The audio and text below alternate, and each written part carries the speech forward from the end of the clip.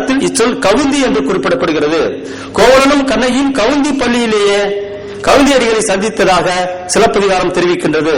சித்தன்னவாசலில் தமிழ் பிராமி கல்வெட்டுள்ள குகைத்தளத்திற்கு செல்லும் வழியில் கிபி 5ஆம் நூற்றாண்டில் புதிய சமணப்பள்ளி ஒன்று இயற்கையான குகைத்தளத்தில் உருவாக்கப்பட்டிருக்கிறது. இதனை உருவாக்கிய அவர்களுடைய பெயர்கள் அங்குள்ள கல்வெட்டுகளிலே குறிப்பிடப்படுகின்றன. இதே போன்று திருச்சிராப்பள்ளி மலையில் உள்ள குகைத்தளத்திலும் அகரம், குசலம், செந்தண்டன் முதலிய பெயர்கள் குறிப்பிடப்படுகின்றன. மதுரையில் கிபி 5ஆம் நூற்றாண்டு அளவில் துறவியர் வாழும் தாவத பள்ளி ஒன்று உலகியத்தான் குளத்தின் வடகரையில் உருவாக்கப்பட்டு அங்கு சமணர்கள் வழிபடும் வசுதேவனார் கோட்டம் ஒன்றை எடுப்பித்ததாகவும் புலாங்குறிச்சி கல்வெட்டு தெரிவிக்கிறது. கோட்டம் என்ற சொல் கோயிலை குறிக்க சிலப்பதிகாரத்தில் வருவது இங்கு குறிப்பிடத்தக்கது. இக்காலத்தில் சமண துறவியர் பலர் வடக்கிருந்து உயிரிழந்துள்ளனர். ஈரட்டி மலையில் வடக்கிருந்து உயிரிழந்த துறவியின் நினைவுக்கல் ஒன்று கிடைத்துள்ளது. பழையன்பற்று என்ற இடத்தில் உள்ள குன்றில் பானாட்டு வச்சினந்தி ஆசிரியர் மாணாக்கர் வடக்கிருந்து உயிரிழந்துள்ளார். திருநாளக்குன்றில் சந்திரநன்றி என்ற துறவி 57 நாட்கள் உண்ணா நோன்பு இருந்து உயிர் திறந்துள்ளார். வைதிக சமய கோயில்களும் இக்காலத்தில் உருவாகி இருப்பதை பூலாங்குறிச்சி கல்வெட்டு மூலம் அறிய முடிகிறது. கிபி 5ஆம் நூற்றாண்டில் பூலாங்குறிச்சி மலை மீது முத்தூற்று கூட்டத்தில் உள்ள விளமர் என்ற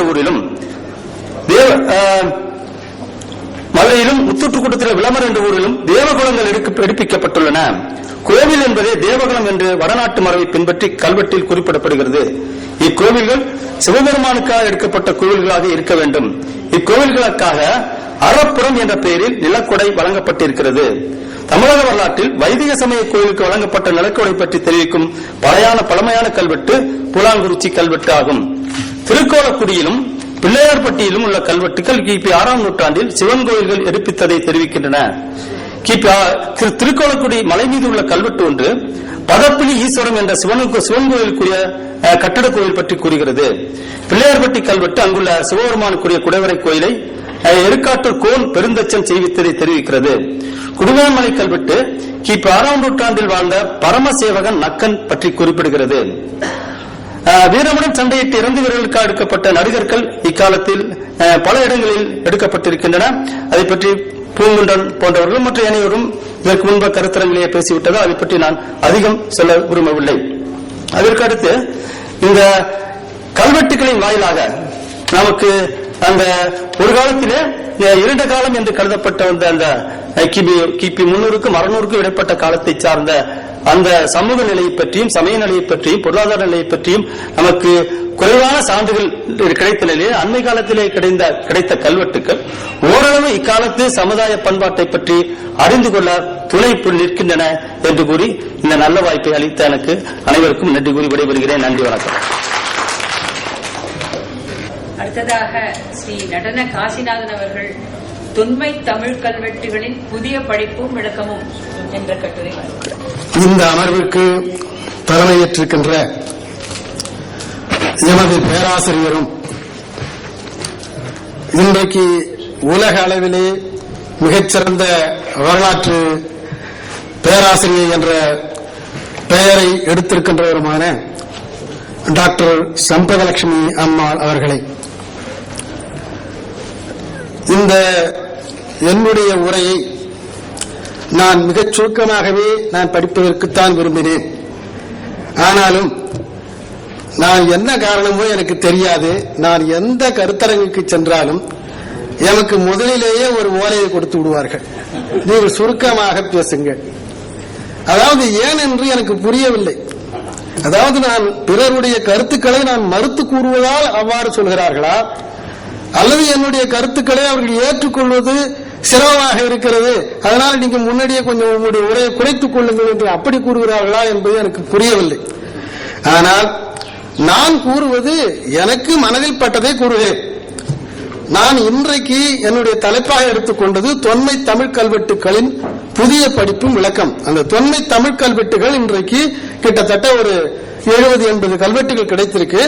அவையெல்லாம் நம்முடைய மதிப்பிற்கும் மரியாதைக்கும் உரிய டாக்டர் ஐராவதம் மகாதேவன் அவர்கள் அதையெல்லாம் படித்து நூலாக வெளியிட்டிருக்கின்றார்கள்.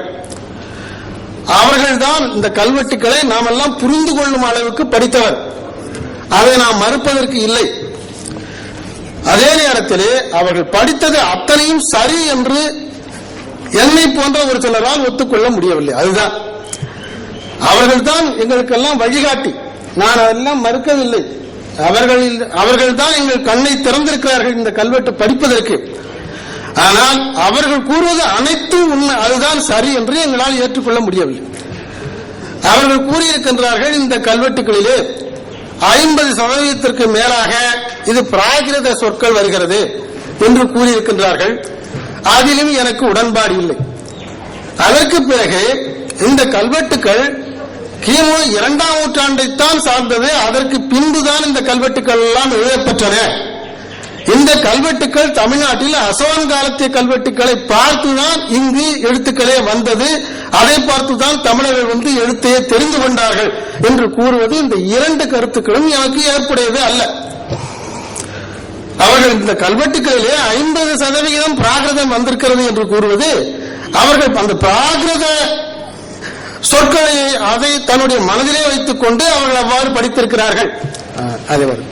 அதே போன்று சமஸ்கிருத சொற்களையும் மனதிலே வைத்துக் கொண்டு அவர்கள் படித்திருக்கிறார்கள். எனவே அதன் காரணமாகத்தான் அவர்கள் 50% இதிலே பிராகிருத சொற்கள் வருகிறது என்று கூறியிருக்கிறார்கள். ஆனால் நான் படிக்கின்ற அந்த படிப்பை நீங்கள் பார்த்தீர்கள் என்றால் 50% அங்கு பிராகிருத சொற்கள் இல்லை. அதே கட்டாயம் குறைவுதான். அது 20% இருக்கலாம் அல்லது 30% இருக்கலாம். ஆனால் பிராகிருத சொற்கள் ஒரு சில உண்டு, நான் இல்லை என்று மறுக்கவில்லை. ஆனால் இதில் 50% பிராகிருத சொற்கள் என்று அவர் கூறிவிட்டு அவர் சென்று விட்டார். ஆனால் எனக்கு மூத்த என்னுடைய கைடு அப்படிதான் நான் சொல்லுவேன். எனக்கு இந்த கல்வெட்டையே அறிமுகப்படுத்தியே டாக்டர் சுப்பராயன் அவர்கள். அவர்கள் என்ன சொல்லிவிட்டார் என்றால், இங்கு கிடைக்கின்ற பானைமூடுகளிலே எழுதப்பட்டிருக்கின்றதெல்லாம் பார்க்கும் பொழுது 50% இதுவும் பிராகிருத சொற்களாகவே காணப்படுகிறது. மகாதேவன் அவர்களும் பிராகிருத சொற்களாகவே உள்ளன என்று கூறியிருக்கின்றார். ஆதலால் தமிழ்நாட்டு மக்களுக்கு முழு மக்களும் அவர்கள் முழு அளவிலே அவர்கள் கல்வி கற்றவர்கள் என்று என்னால் ஏற்றுக்கொள்ள முடியாது. அவர்கள் ஒரு 50% மக்கள் தான் கல்லூரி பெற்றவர்களாக இருந்திருப்பார்கள் என்று அவர் கூறியிருக்கிறார். ஆனால் நேற்று ஐராவத மகாதேவன் அவர்கள் எழுதியிருக்கின்ற ஒரு கட்டுரையில், ஹிந்து கட்டுரையிலே அவர்கள் என்ன கூறியிருக்கின்றார்கள் என்றால், அதாவது ஆண்டிப்பட்டியிலே கிடைத்திருக்கின்ற ஒரு கல்வெட்டை படத்திலே போட்டு இது ஊழல் என்று படிக்கிறார். அதாவது மரம் கல் இறக்கவும் அந்த கலையத்தில் வைத்து அதை ஊற வைத்து மற்றவர்களுக்கு கொடுப்பது என்று அந்த வாசகத்தை படிக்கிறார். அப்படி படித்துவிட்டு என்ன சொல்கிறார் என்றால், இந்த ஆண்டிப்பட்டி போன்ற சிறு கிராமங்களில் கூட இந்த எழுத்தை தெரிந்து மக்கள் பயன்படுத்தியிருக்கிறார்கள். எனவே அந்த அளவுக்கு இது எழுத்து பயன்பாட்டில் இருந்திருக்கிறது என்றால், இது தமிழகத்திலே முழு அளவுக்கு அவர்கள் ஓரளவுக்கு, அதாவது ஒரு 90% அளவுக்காவது கல்வி அறிவு பெற்றவர்களாக இருந்திருக்கிறார்கள். இன்னைக்கு கூட நமக்கு தமிழ்நாட்டில் இன்னைக்கு கல்வி அறிவு பெற்றவர்கள் எத்தனை பேர்? இன்னைக்கும் நமக்கு ஓரளவுக்கு இன்னைக்கு கேரளாவில் இருக்கிற சதவீதத்துக்கு நாம் இன்றைக்கு குறைந்தவர்கள் தான். எனவே அப்படி இருக்கும்போது தமிழ்நாட்டில் 50% பேர் கல்வி அறிவியே தெரியாதவர்கள் சொல்றதும் அவரால் என்னால் ஏற்றுக்கொள்ள முடியல. ஆனால் மாணவர்கள் கூறுகின்றார்கள், இது ஓரளவுக்கு இது கிராமப்புறா இருக்கு, அதனால எல்லாரும் கல்வி அறிவு பெற்றிருக்கிறார்கள் என்று கருதலாம் என்று கூறியிருக்கின்றார்கள். அதுவும் நம்மளால அவ்வளவுக்கு ஏற்றுக்கொள்ள முடியல. எல்லாரும் கல்வி, இன்னைக்கு கூட எல்லாரும் கல்வி அறிவு பெற்றவர்களாக இல்லை. ஆனாலும் ஓரளவுக்கு கணிசமான அளவுக்கு தமிழ்நாட்டில் மக்கள் கல்வி அறிவு பெற்றவர்களாக இருந்திருக்கிறார்கள் என்பது மறுக்க முடியாத உண்மை. அதற்கு பிறகு இப்பொழுது வருகிறேன். நான் நான் ஒரு 45 கல்வெட்டுகள் அவர் படித்தவற்றை நான் மாற்றி படித்திருக்கிறேன். அதை மாற்றி படிக்கின்ற பொழுது பெரும்பாலான சொற்கள் எனக்கு